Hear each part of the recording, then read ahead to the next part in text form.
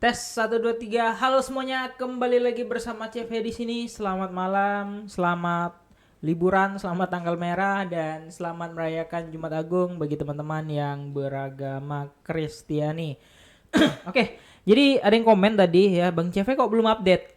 Kayaknya masih Jumat Agung tuh malam baru update dan beliau tahu-tahu aja.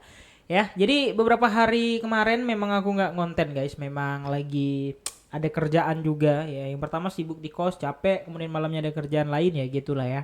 Nah, jadi aku bikin konten juga agak sepi sekarang karena bear market. Jadi males gitu ya. Kalau bull kan seru gitu ya, posting rame gitu kan, ada kerjaan, ada partnership, ada bla bla bla. Aduh, kalau bear market mah sepi semua, coy.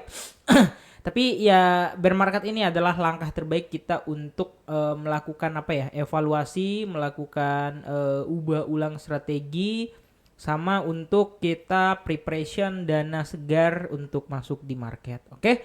Nah, hari ini kita akan melanjutkan bahas Bitcoin ya. Beberapa hari yang lalu aku udah buat video yaitu Bitcoin punya hutang.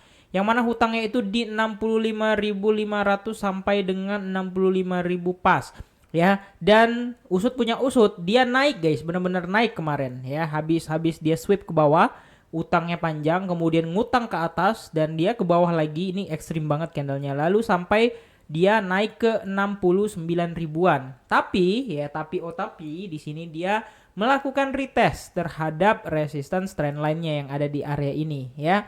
Nah, dia retest di situ teman-teman ya.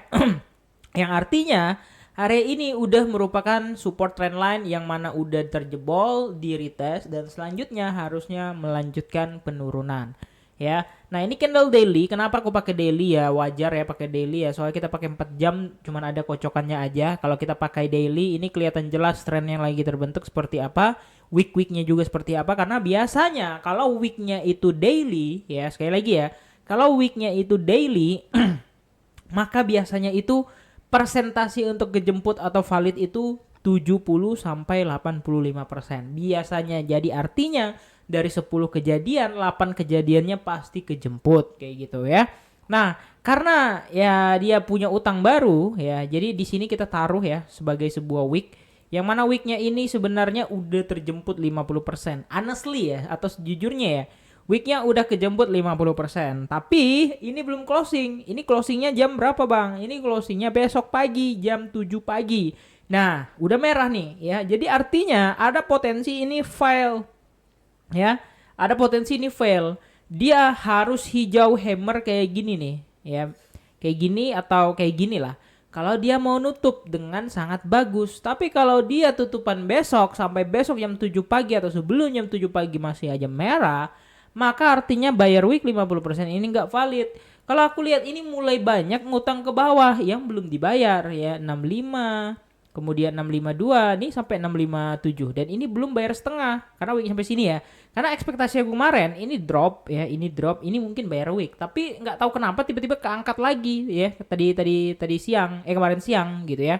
Nah, aku nggak tahu apa yang terjadi gitu ya. Nah, soalnya dia ada sedikit ya, ini ada penurunan sampai di sini tiba-tiba ada yang ngangkat gitu ya. Nah, memang membentuk sebuah demand 4 jam. Tapi kalau demand ini terjebol, lah sorry to say, maka kita akan pergi ke area yang sama kemarin 64 sampai 62.300 gitu. Ya selain itu, ya ini aku ada update. Nah, ini aku nemu di Twitter ya guys ya. Aku nemu di Twitter. Jadi ini liquidation map yang tanda kutip ini harus pakai yang pro.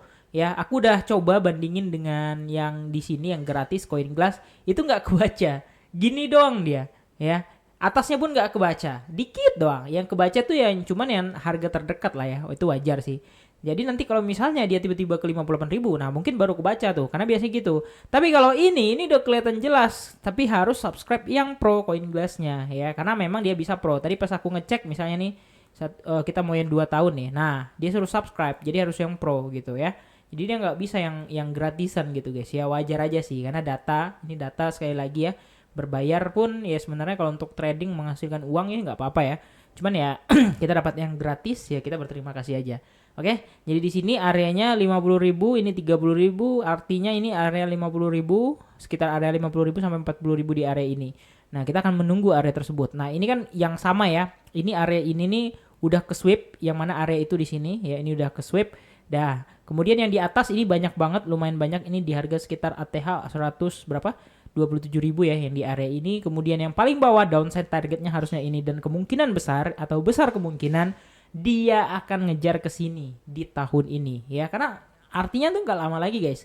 Dan ya semoga kesana consolidating, kemudian bottoming, and then dia up only kayak gitu. Up only ya bukan berarti dia naik terus ya, dia up only itu secara bulan, misalnya bulan ini naik, bulan depan naik, bulan 3-nya koreksi dikit, bulan 4-nya masih naik, 5 naik, ya up only lah gitu, dalam dalam sebuah tren yang panjang, bukan dalam sebuah tren yang cepat gitu. Jadi artinya tiba-tiba ketika di bottom ke 50.000 jebret ke 100.000 lagi, enggak, pelan tapi pasti ya. Untuk next cycle kemungkinan aku nggak berspekulasi BTC akan tembus 200.000 atau gimana ya. Kalau ke 150.000 aja sebenarnya udah cakep ya, kita tinggal tunggulah selanjutnya seperti apa. Oke, kira-kira gitu aja guys. Jangan lupa untuk like dan subscribe. Makasih ya untuk nonton video ini, and see you in the next video. Ciao.